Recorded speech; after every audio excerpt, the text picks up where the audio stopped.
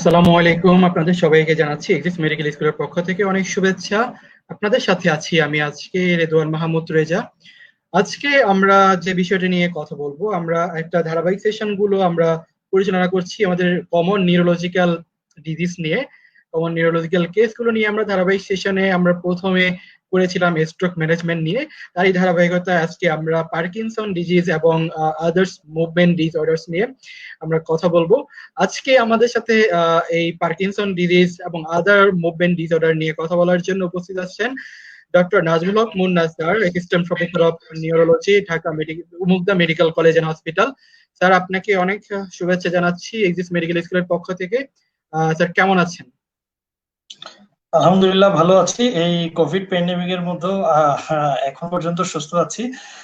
আল্লাহর কাছে হাজার শুকরিয়া। এক্সিস মেডিকেল কলেজকেও স্কুলকেও অসংখ্য ধন্যবাদ এই ধরনের একটা সময় উপযোগী এবং গুরুত্বপূর্ণ টপিকস এর বিষয়ে আলোচনা করার জন্য, সুযোগ করে দেওয়ার জন্য। এবং সাথে উপস্থাপক হিসেবে রেদওয়ান, আপনাকেও ধন্যবাদ। খুব সুন্দর একটা উপস্থাপনা আপনার গত সেশনে করেছিলাম আপনার সাথে। তো আপনার জন্য অনেক ধন্যবাদ এবং শুভকামনা। ধন্যবাদ স্যার। আমরা এখনই আমাদের মূল আলোচনায় চলে যাব। আমাদের যে আজকে বিষয় discussion on Parkinson disease and other movement disorders. আপনারা যারা দেখছেন আমাদের সাথে এক্সিস মেডিকেল স্কুলের ফেসবুক পেজে, আপনারা আপনাদের যত প্রশ্ন থাকে মনের মধ্যে এই যে পার্কিনসন ডিজিজ নিয়ে এবং মুভমেন্ট ডিসঅর্ডার্স নিয়ে, আপনারা সেই প্রশ্নগুলো আমাদের কমেন্ট সেকশনে করতে পারবেন। স্যার সেই প্রশ্নগুলোর উত্তর দিয়ে দিবেন ইনশাল্লাহ। তো স্যার, আমরা প্রথমেই যদি জানতে চাই sir, what is Parkinson disease? এই পার্কিনসন ডিজিজটা কি স্যার, এবং এর ক্লাসিফিকেশন সম্পর্কে জানতে চাই। আচ্ছা, একটু আমি প্রথমে বলে যাই যে পার্কিনসন ডিজিজের যে ডেফিনিশন, এই ডেফিনিশনটা বলার আগে আমরা একটু আমাদের ভেতর দিয়ে পার্কিনসন ডিজিজকে উপলব্ধি করার চেষ্টা করি। পার্কিনসন ডিজিজ এবং এলাইড যেসব টপিকস গুলো নিয়ে আমরা আজকে আলোচনা করবো, এগুলো সবই কিন্তু movement disorder. Movement disorder means হচ্ছে এগুলো আমাদের ভলেন্টারি মুভমেন্ট না, মানে পুরোপুরি আমাদের নিয়ন্ত্রণে না। আমি যে আমার হাত নাড়াই বা পা নাড়াই, সবকিছু কিন্তু আমাদের সেরিব্রাল কর্টেক্স থেকে নিয়ন্ত্রিত হয়, এবং এই ধরনের মুভমেন্ট গুলো কিন্তু আমার পুরোপুরি কন্ট্রোল। কিন্তু কোনো কারণে যদি এমন কোনো মুভমেন্ট হয় যেটা আমার নিয়ন্ত্রিত না, সেটাকে আমরা বলি অ্যাবনর্মাল মুভমেন্ট। সেই অ্যাবনর্মাল মুভমেন্ট গুলো নিয়েই কিন্তু আজকে আমরা আলোচনা করবো, বা অ্যাবনর্মাল মুভমেন্ট গুলোকে আমরা কিন্তু মুভমেন্ট ডিসঅর্ডার বলি। অন্যান্য যে স্বাভাবিক মুভমেন্ট, সেগুলোকে কিন্তু আমরা মুভমেন্ট ডিসঅর্ডার বলি। মুভমেন্ট ডিসঅর্ডারের মধ্যে অনেক রকম মুভমেন্ট ডিসঅর্ডার আছে, তার মধ্যে সবচেয়ে কমন মুভমেন্ট ডিসঅর্ডারের মধ্যে একটা হচ্ছে Parkinson disease. This is a hypokinetic disorder. Hypokinetic মানে হচ্ছে নর্মালের চেয়ে কম মুভমেন্ট হয়, এই ধরনের একটা রোগ হচ্ছে পার্কিনসন ডিজিজ। ইউনাইটেড কিংডমের একটা ব্রেইন ব্যাংক ক্রাইটেরিয়া আছে পার্কিনসন ডিজিজ, যেটা ওয়ার্ল্ড ওয়াইড অ্যাকসেপ্টেড একটা ক্রাইটেরিয়া। সেখানে 4টা ফিচারকে পার্কিনসনের একদম অন্যতম ফিচার বলে বা ইন্ট্রিগাল পার্ট বলে ধারণা করা হয়। তার মধ্যে সবচেয়ে ইন্ট্রিগাল ফিচার হচ্ছে ব্রেডিকেনেশিয়া। ব্রেডিকেনেশিয়া মিনস হচ্ছে স্লোনেস। একটা মানুষের যে কোনো মুভমেন্টে বা যে কোনো কাজে যদি স্লোনেস থাকে, এটা পার্কিনসনের একদম এসেনশিয়াল একটা ফিচার। এই ফিচার থাকলেই মুভমেন্ট হয়। আর সেকেন্ড যে ফিচার, আর বাকি 3টে ফিচারের মধ্যে একটা হচ্ছে ট্রেমর, আরটা হচ্ছে রিজিডিটি, আরটা হচ্ছে পোস্টারাল ইনস্টেবিলিটি। তাহলে এই 4টা জিনিস মিলে কিন্তু পার্কিনসন আপনার তার ব্রেডিকানেশিয়া থাকতে হবে। Second bradykinesia is a must. এর সাথে বাকি 3টার মধ্যে যে কোনো একটা থাকতে হবে, either tremor, either rigidity or postural instability. এই 3টার মধ্যে যে কোনো একটা, সাথে ব্রেডিকানেশিয়া, এটা থাকলেই আমরা কিন্তু ওকে পার্কিনসন ডিজিজ বলে ধারণা করতে পারি, বা আমরা একে ডিসক্রাইব করতে পারি পার্কিনসন ডিজিজ। এবার আসি পার্কিনসন ডিজিজের ক্লাসিফিকেশন। পার্কিনসন ডিজিজে আপনারা যদি পড়ালেখা করেন বা বিভিন্ন বই দেখেন বা ইভেন গুগল সার্চ করেন, অনেক কমপ্লিকেটেড ক্লাসিফিকেশন দেখতে পাবেন, কিন্তু আমরা ওগুলোতে যেতে চাচ্ছি না। পার্কিনসন ডিজিজকে আমরা যদি সিম্পলি ক্লাসিফাই বলি, যাতে আমাদের মেডিকেলের ভাইদের জন্য বা পেশেন্টদের জন্য, সেটা হচ্ছে পার্কিনসন ডিজিজ মূলত 3 রকম। একটা হচ্ছে ইডিওপ্যাথিক অর ফ্যামিলিয়াল, মানে যেটা হচ্ছে কোনো কারণ ছাড়া বা হয়তো কোনো জেনেটিক লিঙ্কেজ থাকতে পারে, কিন্তু সেটা ওইভাবে আমাদের সামনে আসছে না, এটাকে বলে ইডিওপ্যাথিক পার্কিনসনিজম, বা এটাকে পার্কিনসনস ডিজিজ বলে। এটা হচ্ছে একটা টাইপ। সেকেন্ড টাইপ হচ্ছে সেকেন্ডারি পার্কিনসনিজম। এটা হচ্ছে যে কোনো একটা কারণে একটা লোকের পার্কিনসনিজম হচ্ছে। সেকেন্ডারি পার্কিনসনিজমের মধ্যে কমন হচ্ছে ড্রাগ। আমরা সবাই জানি যে অ্যান্টিসাইকোটিক যত ড্রাগ আছে এগুলো কিন্তু আমাদের ডোপামিনের লেভেল কমিয়ে দেয়, এগুলো খাওয়ার কারণে কিন্তু পার্কিনসনিজম হয়। এছাড়া স্ট্রোকের পরে পার্কিনসনিজম হয়, অনেকের অনেক পেস্টিসাইড বা অনেক ধাতুর এক্সপোজারের কারণে পার্কিনসনিজম হয়। এনকেফালাইটিস এর পরেও কিন্তু পার্কিনসনিজম হতে পারে। এগুলো হচ্ছে সেকেন্ডারি পার্কিনসনিজম, এটা হচ্ছে সেকেন্ড টাইপ। আর থার্ড একটা টাইপ আছে, এটা হচ্ছে পার্কিনসন প্লাস সিনড্রোম। এখানে অনেকগুলো রোগ আছে যেখানে পার্কিনসনের ফিচার থাকে, কিন্তু এই ফিচার গুলো থাকে কম। মোর প্রমিনেন্ট ফিচার হচ্ছে ডিমেনশিয়া, মানে ভুলে যাওয়ার যে রোগ, এটাকে বলে থার্ড টাইপ পার্কিনসন প্লাস। তাহলে পার্কিনসনের ক্লাসিফিকেশন করলে আমরা তিনটা টাইপ পাবো, একটা হচ্ছে ইডিওপ্যাথিক বা অজানা বা কোনো কারণ ছাড়া, এটা হচ্ছে ফার্স্ট টাইপ। সেকেন্ড হচ্ছে সেকেন্ডারি, সেকেন্ডারিটা হয় কোনো একটা রোগের কারণে বা কোনো ড্রাগের কারণে বা স্ট্রোক বা এনকেফালাইটিস এর পরে। থার্ড হচ্ছে পার্কিনসন প্লাস, যেখানে পার্কিনসনের ফিচার গুলো কম, বরং ডিমেনশিয়ার ফিচার গুলো বেশি।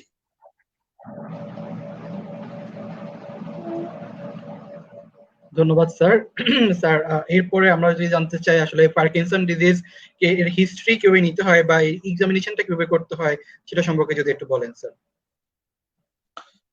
পার্কিনসন ডিজিজ সম্বন্ধে বিশেষজ্ঞরা একটা কথা বলে যে পার্কিনসন ডিজিজ যখন ওভার্ট হয়ে যায়, যখন এটা একদম আপনি দেখবেন যে এটা একদম ওভার্ট হয়ে গেছে, তখন কিন্তু এই পার্কিনসন ডিজিজ সবাই এটাকে বোঝে বা সবাই এটাকে চিনে। কিন্তু পার্কিনসন ডিজিজ কিন্তু প্রথমে বোঝা এটা কিন্তু খুব difficult. Early diagnosis of Parkinson disease, that is যে মানে ক্লিনিশিয়ানের যে জাদু বা ক্লিনিশিয়ানের যে ম্যাজিক, এটা আমরা বলবো যে যদি কেউ আর পার্কিনসন ডিজিজ একদম আর্লি বুঝতে পারে। তো পার্কিনসন ডিজিজ আর্লি বুঝতে হলে আপনাকে কিন্তু রোগীর হিস্ট্রি নিতে হবে। হিস্ট্রির মধ্যে সবচেয়ে গুরুত্বপূর্ণ হিস্ট্রি হচ্ছে সেকেন্ডারি পার্কিনসনিজমের কোনো কারণ আছে কিনা, যে কোনো ড্রাগ খাচ্ছে, যে ড্রাগ গুলো হয়তো তাকে একটা কোনো একটা ওষুধ খাচ্ছে যেটার কারণে সে পার্কিনসনিজম হতে পারে। যেমন আমরা কমনলি অ্যান্টিসাইকোটিক ড্রাগ দিলে ওটার সাথে কিন্তু আমরা একটা অ্যান্টিকালিনার্জিক ড্রাগ প্রোসাইক্লিডিন অথবা ট্রাইফেক্সিফেনিডিল এগুলো দিই। এগুলো যদি না দিই তখন কিন্তু পার্কিনসনিজম ডেভেলপ করতে পারে। বা এনকেফালাইটিস এর পরে হয়েছে কিনা এই হিস্ট্রি গুলো কিন্তু আমাদেরকে একটু দেখতে হবে। সেকেন্ড আমাদেরকে দেখতে হবে যে তার কোনো স্ট্রোকের পরে হলো কিনা, তার কোনো একটা কেমিক্যাল আছে যেটাকে বলে এমপিটিপি, মিথাইল ফেনাইল টেট্রাপাইরিডিন। এই এমপিটিপি এক্সপোজার হলে কিন্তু আপনার পার্কিনসনিজম হবে। এমনকি অনেক পেস্টিসাইড, অনেকে যারা ওয়েল্ডিং কাজ করে, জ্বালানি কাজ করে, ম্যাঙ্গানিজ দিয়ে জ্বালানি করে, ওদেরও কিন্তু পার্কিনসনিজম হয়। তাহলে এই হিস্ট্রি গুলো কিন্তু আমাদেরকে নিতে হবে যে আপনার যে এই ব্রেডিকাইনেসিয়া বা ট্রেমর বা পোস্টারাল ইনস্টেবিলিটি বা রিজিডিটি ডেভেলপ করছে, এগুলো কি কোনো স্ট্রোকের পরে হলো কিনা, কোনো এনকেফালাইটিস এর পরে হলো কিনা, বা কোনো ড্রাগ খাচ্ছেন কিনা, এটা আমাকে দেখতে হবে। সেকেন্ড দেখতে হবে যে যেকোনো পার্কিনসনের রোগীর যদি আমরা দেখি এগুলো কোনো কিছু না থাকে, তাহলে কিন্তু আমরা একটা ইডিওপ্যাথি, একটা ফ্যামিলিয়াল কজ আছে যেটা হচ্ছে উইলসন ডিজিজ। উইলসন ডিজিজের পেশেন্ট গুলো কিন্তু আর্লি পার্কিনসন নিজে প্রেজেন্ট করতে পারে। তো family history of Wilson disease আছে কিনা, তার ভাই বোন কারোর মধ্যে উইলসন ডিজিজ আছে কিনা, এটা কিন্তু আমাদের একটু দেখতে হবে। সেকেন্ড যেটা আমাদেরকে দেখতে হবে যে এই পার্কিনসনিজম যে হয়েছে, এগুলো যদি এই কারণগুলো না পাই তাহলে আমরা বুঝবো যে এটা একটা ইডিওপ্যাথিক পার্কিনসনিজম হওয়ার সম্ভাবনা আছে। সেক্ষেত্রে আমাদেরকে দেখতে হবে যে এই পার্কিনসন ডিজিজটা কি অজানা কারণে হলো কিনা বা তার ফ্যামিলিতে কারো এটা আছে। এখন আসি এক্সামিনেশন। আমরা যারা জুনিয়র লেভেলে আছি, যারা ডক্টর হিসেবে আছি, তারা পার্কিনসনিজমের এক্সামিনেশনে অনেক সময় শেকে ফিল করি যে কি কি এক্সামিন করবো। আমরা যদি হেড টু টো পার্কিনসনিজমের এক্সামিনেশন বলি তাহলে এইভাবে আমরা এক্সামিনেশন করবো। প্রথমে হচ্ছে একটা অ্যাপিয়ারেন্স। অ্যাপিয়ারেন্সটা হবে হচ্ছে তার একটা পার্কিনসনিজম যে অ্যাপিয়ারেন্স, এটাকে বলে এক্সপ্রেশনলেস ফেস, মানে তার ফেসে কোনো এক্সপ্রেশন থাকবে না। সেকেন্ড থাকবে হচ্ছে একটু স্টুপ পোস্টার, মানে সে মনে হবে যেন একদম বসে আছে, নড়াচড়া করতে পারতেছেন, এই ধরনের একটা পোস্টার থাকবে। অ্যাপিয়ারেন্স এর পরে যদি আমরা স্পিচ দেখি, স্পিচটা আমরা কেমন দেখবো? স্পিচটা দেখবো হচ্ছে আমরা দেখবো যে হচ্ছে ফাস্ট, এবং হচ্ছে স্পিচের যে ফোনেশনটা ইন্টেন্সিটি খুব কম থাকবে এবং খুব র্যাপিড একটা স্পিচ থাকবে।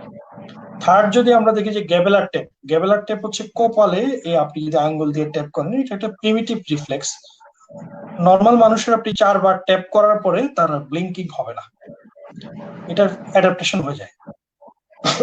কিন্তু পার্কিনসন ডিজিজের পেশেন্টের 4 বারের পরেও আপনার এই অ্যাডাপ্টেশনটা হয় না। তার এরপরে যদি গ্যাবলার ট্যাপ করেন দেখবেন যে তার ব্লিঙ্কিং হচ্ছে, এটা বলে গ্যাবলার ট্যাপ। থার্ড যে জিনিসটা আমরা দেখবো এটা হচ্ছে রিজিডিটি। রিজিডিটি দুই ধরনের হয়, একটা কগউইল রিজিডিটি হয়, একটা লেড পাইপ রিজিডিটি। এটা হচ্ছে ট্রেমর থাকতে পারে। ট্রেমরের মধ্যে পার্কিনসনের ক্যারেক্টারিস্টিক ট্রেমর হচ্ছে রেস্ট ট্রেমর, মানে রেস্টিং অবস্থাটা ট্রেমর থাকবে এবং এটা ইউনিল্যাটারাল হবে।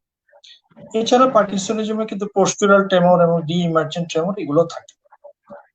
তারপর আমরা দেখতে পারি ব্রেডিকেনিশিয়া। ব্রেডিকেনিশিয়া দেখার জন্য সিম্পল একটা মেথড, এটা হচ্ছে ফিঙ্গার ট্যাপিং। আপনি যদি কাউকে এরকম আঙ্গুল টিপতে বলেন, যদি দেখেন যে কিছুক্ষণ পরে তার আঙ্গুলে এই টিপাটা স্লো হয়ে গেছে, বুঝতে পারবেন যে তার ব্রেডিকেনিশিয়া ডেভেলপ করছে। এছাড়া আপনি এরপরে তার গেট দেখতে পারেন। পার্কিনসনের যে গেট, এটার নাম হচ্ছে ফেসিনেট গেট। ফেসিনেট গেট মানে হচ্ছে কি যে এই গেটটা একটা স্লো স্টেপ দিবে, আর্ম সুইঙ্গিং গুলো খুব কম থাকবে, গেটটা ইনিশিয়েট করতে তার প্রবলেম হবে, গেটে স্টপ করতেও তার প্রবলেম হবে, এবং সে দেখবেন যে ঘুরতে পারছে না, ঘুরতে গেলে তার খুব সমস্যা হচ্ছে। এটাকে বলে ফ্যাসিনেট গেট, মানে মনে হবে যে রুগী একটা গ্র্যাভিটিকে গ্রিপ করার চেষ্টা করতেছে, গ্র্যাভিটির দিকে খুব দ্রুত দৌড়ায় যাচ্ছে। আর লাস্ট যেটা আমরা বলি, এটা বলে রেট্রোপালশন বা পুল টেস্ট। এটা হচ্ছে একটা পার্কিনসন ডিজিজের যে পোস্চুরাল ইনস্টেবিলিটি থাকে, এটা চেক করার জন্য পুল টেস্ট হয়। এটা হচ্ছে রুগীকে দাঁড় করিয়ে রেখে আপনি যদি পিছন দিকে টান দেন, তাহলে নর্মাল মানুষ 3 স্টেপ পর্যন্ত ব্যাকে গিয়ে সে নিজেকে ব্যালেন্স করে ফেলবে, কিন্তু একটা পার্কিনসনিজমের পেশেন্ট 3 স্টেপের বেশি 5-6 স্টেপ পিছিয়ে চলে যাবে এবং অনেক সময় পড়েও যেতে পারে, কারণ তার পোস্চুরাল ব্যালেন্সটা অত ভালো থাকে না। ধন্যবাদ স্যার। স্যার, এই ক্ষেত্রে এখন পার্কিনসন ডিজিজের আসলে ট্রিটমেন্টটা কি হবে, কিভাবে এর ট্রিটমেন্ট অ্যাপ্রোচটা করতে হয় স্যার, এটা সম্বন্ধে একটু বলুন, স্যার। পার্কিনসন ডিজিজ আসলে পার্কিনসন ডিজিজের যে ম্যানেজমেন্ট, এই ম্যানেজমেন্টটা আসলে মাল্টি ডিসিপ্লিনারি ম্যানেজমেন্ট। পার্কিনসন ডিজিজের ম্যানেজমেন্ট আপনি শুধু ড্রাগ দিয়ে ম্যানেজমেন্ট করবেন এটা কিন্তু না, পার্কিনসন ডিজিজের ম্যানেজমেন্ট আপনাকে মাল্টি ডিসিপ্লিনারি ম্যানেজমেন্ট করতে হবে। ফার্স্ট হচ্ছে গিয়ে রোগীকে অ্যাডভাইস দিতে হবে। অ্যাডভাইস হচ্ছে যে প্রথম যে অ্যাডভাইসটা আমাদের পার্কিনসন ডিজিজে লাগবে, সেটা হচ্ছে রোগীকে বলতে হবে যে এটা একটা ক্রনিক ডিজিজ, এটা আপনি এইটাতে রোগী অনেক দিন ধরে এই ভোগান্তিতে থাকবে এবং এই রোগ যাবে না, কিন্তু এই রোগ আমরা কন্ট্রোল করতে পারবো। রোগী তখন হয়তো একটু হতাশ হয়ে যেতে পারে, কিন্তু রোগীকে আশ্বাস দিতে হবে যে অনেক রোগী আছে যেগুলো আমরা পুরোপুরি নিরাময় পাই না, যে like diabetes, hypertension, etcetera etcetera. এরকম অনেক রোগী আছে যেগুলো আমরা কিন্তু পুরোপুরি নিরাময় পাই না, কিন্তু এগুলা আমরা কিন্তু ওষুধের মাধ্যমে এগুলোকে নিয়ন্ত্রণ করি। সেরকম পার্কিনসন ডিজিজও কিন্তু আহ নিরাময়যোগ্য রোগ। পার্কিনসন যুগেও কিন্তু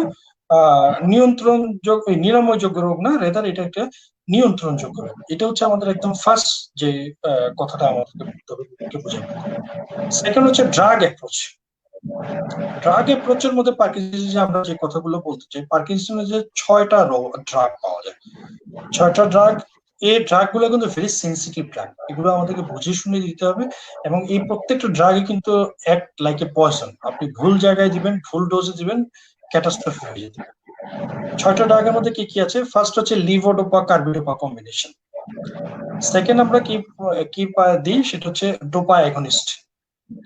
থার্ড কি দিই? থার্ড দিয়ে হচ্ছে কি আমরা অ্যান্টিকোলিনার্জিক ড্রাগ। ফোর্থ দিয়ে হচ্ছে আমরা মাও বি ইনহিবিটর। ফিফথ ডি হচ্ছে কি আমরা catechol O methyl transferase inhibitor. Fifth D হচ্ছে কি আমরা এমান্টাডিন, একটা গ্রুপ আছে, সেই গ্রুপের ড্রাগ গুলো আমরা দিই। এই কয়েকটা ওষুধই কিন্তু আমরা পার্কিনসন ডিজিজের রোগীকে দিয়ে থাকি। এই ড্রাগ গুলো দেওয়ার ক্ষেত্রে আমাদেরকে দেখতে হবে যে এই ওষুধগুলো আসলে রোগীকে দেওয়ার প্রয়োজনীয়তা আছে কিনা, কোনটা কোন ডোজে দিব এবং কি ধরনের ম্যানেজমেন্ট আমরা রোগীকে দেওয়া উচিত, রোগীর স্টেজিং করা উচিত এবং স্টেজিং এর ভিত্তিতে এই ওষুধগুলো দেওয়া উচিত। এবং এই ওষুধগুলো প্রত্যেকটারই কিন্তু অনেক সাইড ইফেক্ট আছে, এদিকে কিন্তু আমাদের লক্ষ্য রাখতে হবে। থার্ড যে অপশন আছে, এটা হচ্ছে ইন্টারভেনশনাল অপশন। অনেক সময় পার্কিনসন ডিজিজের পেশেন্টদের ওষুধের চেয়ে ইন্টারভেনশন প্রয়োজন হতে পারে। সেক্ষেত্রে আমরা তখন কি করি, তখন হচ্ছে যে ইন্টারভেনশনে যাই। এর মধ্যে সবচেয়ে জনপ্রিয় ইন্টারভেনশন হচ্ছে ডিবিএস বা ডিপ ব্রেন স্টিমুলেশন। এটা বিদেশে হরদম হচ্ছে, বাংলাদেশেও এখন স্টার্ট হয়েছে নিউরোসায়েন্স হসপিটালে। ডিবিএস পার্কিনসন ডিজিজের কিছু রোগী, সিলেক্টেড পেশেন্টদের ক্ষেত্রে বেশ ভালো একটা রেসপন্স দেয় বলে আমরা জানি। এছাড়া থ্যালামোটমি বা পেলিডোটমি, এই ধরনের দুটো অপারেশন বহু বছর ধরে, প্রায় আজকে 30-40 বছর ধরে প্রচলিত আছে। পার্কিনসন ডিজিজের রিফ্র্যাক্টরি পার্কিনসনিজম বা ড্রাগ দিয়ে ম্যানেজ করা যাচ্ছে না, এইসব ক্ষেত্রে এগুলো করা হয় এইসব অপারেশন। কিন্তু এদের ক্ষেত্রে ডিবিএস যেটা ডিপ ব্রেন স্টিমুলেশন, এটা কিন্তু খুব জনপ্রিয় একটা ইন্টারভেনশনাল প্রসিডিওর পার্কিনসনিজমের ক্ষেত্রে। ধন্যবাদ স্যার। স্যার আমরা অনেক সময় দেখি যে অ্যান্টি পার্কিনসন ডিজিজ ড্রাগের অনেক সময় কমপ্লিকেশন দেখা যায়। এই ক্ষেত্রে অ্যান্টি পার্কিনসন যে মেডিসিন গুলো বা ড্রাগ গুলো দেওয়া হয়, এদের কন্ডিশন গুলো কি কি হতে পারে একটু যদি বলতেন। চমৎকার একটা প্রশ্ন করেছেন রেদওয়ান। পার্কিনসনিজের যে ইয়েগুলো আমরা দেখি, যে ড্রাগ গুলো আমরা দেখি, বললাম তো আমি, প্রত্যেকটা ড্রাগই কিন্তু একটা পয়জন। সুতরাং প্রত্যেকটা ড্রাগকে আমাদেরকে দিতে হবে খুব জুডিশিয়ালি। প্রত্যেকটা ড্রাগের সাইড ইফেক্ট আছে। যেমন যদি আমরা প্রথম বলি আইকনিক ড্রাগ যেটা ডোপামিন, এটার কিন্তু অনেক সাইড ইফেক্ট আছে। প্রথম হচ্ছে ডোপামিন কিন্তু আপনার খুব নৌজিয়া, ভমিটিং টেন্ডেন্সি করে। এটা আমরা ওভারকাম করার জন্য সাথে ডমপেরিডন দিতে পারি, যেটা একটা ডোপামিন ব্লকেট এজেন্ট। এছাড়া ডোপামিন দিলে কিন্তু ডিসকাইনেসিয়া হয়, রোগী দেখা যায় হাত পা বাঁকা হয়ে যাচ্ছে, অ্যাবনর্মাল মুভমেন্ট হচ্ছে। একটা অ্যাবনর্মাল মুভমেন্টের জন্য ডোপামিন দিচ্ছেন, রোগীর সাথে আরেকটা অ্যাবনর্মাল মুভমেন্ট হচ্ছে। এটার ম্যানেজমেন্ট গুলো আমরা সাবসিকুয়েন্টলি আলোচনা করবো। এছাড়া ডোপামিনের কিন্তু অনেকগুলো সাইড ইফেক্ট আছে। দেখা যায় ডোপামিন তাড়াতাড়ি শেষ হয়ে গেলে রোগী রিজিডিটি ডেভেলপ করে। অনেক সময় ডোপামিনের ডোজ যদি বেশি হয়, রোগী একদম অন হয়ে যেতে পারে, রোগী দ্রুত দৌড়াচ্ছে, অনেক কাজ দ্রুত করতেছে, হাইপার হয়ে যেতে পারে। ডোপামিন কিন্তু খুব হ্যালুসিনেশন করে, রোগী ডোপামিন খেয়ে বলতে পারে উল্টা পাল্টা কথা, এ আসছে, ও গেছে, ওকে খাওয়া দাওয়া, এমন লোকের কথা বলতে পারে যে লোক হয়তো আসি, বা এমন লোকের কথা শুনছে যে লোক হয়তো এখানে উপস্থিত না। ডোপামিন অ্যাগনিস্ট যেগুলা পার্কিরোপিনারল বা প্রামিপিক্সল নামে পাওয়া যায়, এগুলো কিন্তু মার্কড হ্যালুসিনেশন করে, অ্যাজিটেশন করে, স্লিপ কমায়, যে রোগী অস্থির হয়ে যেতে পারে। এছাড়া অ্যান্টিকোলিনার্জিক ড্রাগ গুলা আমরা জানি যে যেকোনো অ্যান্টিকোলিনার্জিক ড্রাগে কিন্তু আপনার ড্রাই মাউথ, ইউরিনারি রিটেনশন এগুলো করতে পারে। এছাড়া এগুলো কিন্তু অস্থিরতা বাড়িয়ে দেয়। মাও বি ইনহিবিটর গুলা মোটামুটি সেফ, এন্টাকাপনও মোটামুটি সেফ, কিন্তু এমান্ট্রাডিল দিলে কিন্তু লিভিডো রেটিকুলারিস হতে পারে এবং রোগী খুব অস্থির হয়ে যেতে পারে এবং খুব অশান্তিতে পড়তে পারে। ধন্যবাদ স্যার। স্যার এই যে পার্কিনসন ডিজিজ, এটার স্যার আপডেটেড ম্যানেজমেন্টটা সম্পর্কে যদি একটু বলতেন। অনেক সময় আমরা অনেক রোগীকে দেখি যে পার্কিনসন ডিজিজের ডোপামিন নিচ্ছে বা অন্যান্য ওষুধ দিচ্ছে, তারপরও খুব ভালো উন্নতি হচ্ছে না, রোগীও হতাশ, রোগীর সাথে যারা আছে ওরাও হতাশ যে এর কি কোনো আপডেটেড ম্যানেজমেন্ট নেই। তাদের উদ্দেশ্যে আমরা বলতে চাচ্ছি যে এখন কিন্তু পার্কিনসন ডিজিজের অনেক আপডেটেড ম্যানেজমেন্ট চলে আসছে। যেমন আমরা বলি যে পার্কিনসন ডিজিজের ম্যানেজমেন্ট বলতে আমরা অনেকে মনে করি যে ড্রাগ বা ইন্টারভেনশন। আপডেটেড ম্যানেজমেন্ট মানে কিন্তু সব ড্রাগ বা ইন্টারভেনশন না। যেমন ধরেন পার্কিনসন ডিজিজের পেশেন্টদের সবচেয়ে বেশি দরকার হচ্ছে ফিজিওথেরাপি। একটা আপডেটেড ফিজিওথেরাপি কিন্তু রোগীর আমূল পরিবর্তন করে দিবে। সেকেন্ড যেটা প্রয়োজন সেটা হচ্ছে অকুপেশনাল থেরাপি। অকুপেশনাল থেরাপিটা কিরকম আমি এটাকে একটু বোঝাই বলি। যেমন একটা পার্কিনসনিজমের রোগী, সে মুভমেন্ট করতে পারে না, তাকে আপনি একটা ইয়ে দিয়ে দিলেন, গোল একটা আকার দিয়ে দিলেন, সে হাঁটলো, এটা কিন্তু তার জন্য একটা কমফোর্টেবল হবে। বা একটা পার্কিনসনিজমের রোগী শেভ করতে পারে না, রিজিডিটির জন্য তাকে একটা লং রেজার বানাই দিলেন, সে কিন্তু শেভ করতে পারছে। আবার একটা পার্কিনসনিজমের রোগী হাঁটতে গেলে তার পাটা ফ্লোরের সাথে ঘষা খায়, তাকে একটা খুব মোটা স্যান্ডেল দিয়ে দিলেন। এইগুলো কিন্তু অকুপেশনাল থেরাপি, এটা কিন্তু অনেক গুরুত্ব আছে, এটা কিন্তু রোগী অনেক কমফোর্ট ফিল করে। সেকেন্ড হচ্ছে ফিজিওথেরাপির কিন্তু পার্কিনসনিজমের খুব ভালো রোল আছে, এবং ভালো ফিজিওথেরাপি কিন্তু রোগীকে অনেক একটা কমফোর্ট দিতে পারে। এটা কিন্তু একটা আপডেটেড ম্যানেজমেন্ট। আমরা এই অংশগুলোকে খুব অবহেলা করি, মনে করি যে ফিজিওথেরাপি বা অকুপেশনাল থেরাপি এটা আবার কি, বা এটা কিন্তু কি প্রয়োজন। কিন্তু দেখা যাচ্ছে একটা ভালো ফিজিওথেরাপি কিন্তু রোগীকে খুব ভালো একটা উপকার দিতে পারে। থার্ড হচ্ছে রোগীর কিন্তু পোস্চুরাল ইনস্টেবিলিটি থাকে, মানে রোগী দাঁড়ালে পড়ে যেতে চায়। এটা উন্নতি করার জন্য আপনি তাকে সিম্পল লাঠির বদলে একটা ওয়াকিং স্টিক কোয়াড্রিপড দিতে পারেন, যে লাঠিটার নিচে 4টা খুঁটি থাকে। এরকম লাঠি যদি দেন, এটা তাকে একটা ব্যালেন্স দিবে, এবং এই ব্যালেন্সটা দেওয়াতে কিন্তু সে অনেক কনফিডেন্স ফিল করবে এবং অনেক সময় অনেক হাঁটতে চাইবে। একটা মানুষ যদি ইমব্যালেন্স ফিল করে, সে কিন্তু অনেক সময় হাঁটতে চায় না। আর যদি সে একটু ব্যালেন্স ফিল করে, তাহলে কিন্তু অনেক হাঁটতে পারে। একটা 4 খুঁটিওয়ালা লাঠি দেওয়ার মাধ্যমে আপনি কিন্তু একটা পার্কিনসন ডিজিজের রোগীর আমূল পরিবর্তন নিয়ে আসতে পারেন। আমরা এই অংশগুলোকে খুব কম গুরুত্ব দিই, যে রোগীর কিসে কমফোর্ট। একটা পার্কিনসন ডিজিজের রোগী হাঁটতে পারে না, ব্যালেন্স পায় না, বারবার পড়ে যায়, তাকে পড়ে গিয়ে হয়তো মাথায় ব্যথা পাচ্ছে, আপনি তাকে 4 খুঁটিওয়ালা লাঠি দিলে সে কিন্তু আর পড়বে না। কিন্তু ওই নর্মাল লাঠি দিলে ওই লাঠি সহই সে পড়ে যাবে। এগুলো হচ্ছে প্রথম আপডেটেড ম্যানেজমেন্ট আমি বলবো। সেকেন্ড হচ্ছে এখন নিউ এর কিছু ড্রাগ আসছে, যেমন ধরেন মাওবি ইনহিবিটর যেগুলো, এর মধ্যে যেটা এই যে সেলেজিলিন পাওয়া যায়, রাসাজিলিন বাংলাদেশে নতুন আসছে। ধারণা করা হয় এই রাসাজিলিন গুলো আগে তো পার্কিনসন ডিজিজের প্রোগ্রেশনকে হল্ট করতে পারে এরকম কোনো ড্রাগ কিন্তু আগে ছিল না। মানে আমরা শুধু সিমটমকে ট্রিট করতাম, কিন্তু প্রোগ্রেশনকে কিন্তু আমরা হল্ট করতে পারতাম না। কিন্তু বর্তমানে পার্কিনসন ডিজিজের এমন অনেক ড্রাগ আসতেছে যেগুলো ডিজিজ প্রোগ্রেশনকে হল্ট করতে পারে, যেমন রাসাজিলিন। রাসাজিলিন কিন্তু ডিজিজ প্রোগ্রেশনকে হল্ট করে বলে অনেকগুলো স্টাডিতে আসছে। এই ড্রাগ গুলো আপনি দিলে কিন্তু রোগীর যেমন সিমটম রিলিভ হলো, তেমন কিন্তু ডিজিজের প্রোগ্রেশন কিন্তু কমে গেল। এটা একটা সেকেন্ড অপশন। প্লাস হচ্ছে আগে পার্কিনসন ডিজিজের রোগীগুলোকে আমরা ডোপামিন দিলে দেখা যেত অনেক রকম প্রবলেম হতো। এক নম্বর হচ্ছে ডোপামিনের যখন ডোজের সময় আসতো তখন ডোপামিন লেভেল কমে গেলে রোগীর মার্ক সিমটম হতো, এটাকে বলে ওয়ারিং অফ এফেক্ট। আবার অনেক সময় ডোপামিন যখন পিক ডোজ থাকতো তখন একটা ডিসগ্যানিশিয়া ডেভেলপ করতো, এটাকে বলে পিক ডোজ এফেক্ট। এরকম অনেক রকম সাইড এফেক্ট দেখা যেত ডোপামিন রিলেটেড। এই জন্য ওষুধ কোম্পানিগুলো বর্তমানে কিন্তু সাস্টেন রিলিজ ফর্ম নিয়ে আসছে। এই সাস্টেন রিলিজ বা সিআর বা এসআর যে ফর্ম গুলো, এগুলো কিন্তু সাস্টেন লেভেলে ব্রেইনের ডোপামিনের লেভেল থাকে, এবং ডোপামিনের যে মোটর যে ফ্লাকচুয়েশন যে এফেক্ট গুলো, এই এফেক্ট গুলো কিন্তু অনেক কমে যাচ্ছে। এটা হচ্ছে সেকেন্ড আপডেট ম্যানেজমেন্ট। থার্ড হচ্ছে একটা কম্বিনেশন নতুন ওষুধ কোম্পানিগুলো আসছে, যেটাও কিন্তু এই মোটর ফ্লাকচুয়েশনকে কমিয়ে দিচ্ছে। এটা হচ্ছে লিভোডোপা, কার্বিডোপা এবং এন্টাকামন, একটা কম্বিনেশন। এই কম্বিনেশন গুলো কিন্তু আপনার পার্কিনসনিজমের যে সাস্টেইন যে ভ্যালু, এটা ভ্যালু মেনটেন করতেছে ব্রেইন। এই নিউয়ার ড্রাগ গুলো কিন্তু আমাদেরকে অনেক উপকার দিচ্ছে। প্লাস পার্কিনসনিজমের ওষুধ খেলে, বিশেষ করে ডোপামিন খেলে, অনেকে কিন্তু ডিসকাইনেসিয়া ডেভেলপ করে। এই ডিসকাইনেসিয়াটা দেখা গেছে এন্টি পার্কিনসনিজম ড্রাগ আছে, সেটার নাম হচ্ছে এমান্ট্রাডিল। এটা দিলে কিন্তু ডিসকাইনেসিয়া খুব কম হয়। এই ড্রাগটা আগে বাংলাদেশে পাওয়া যেত না, এখন কিন্তু একটা ওষুধ কোম্পানি এই ড্রাগটা নিয়ে আসছে। এমান্ট্রাডিল দিলে কিন্তু এটা এমান্ট্রিল 100 মিলিগ্রাম নামে পাওয়া যায়, রোগীদের ওই ডোপামিন ইনডিউস যে ডিসকাইনেসিয়া এটা অনেক কমে যায়। এই যে নিউয়ার ড্রাগ গুলো বিভিন্ন বিজ্ঞানীরা আবিষ্কার করতেছে এবং ওষুধ কোম্পানিগুলো আমাদের কাছে নিয়ে আসতেছে, it is a updated management.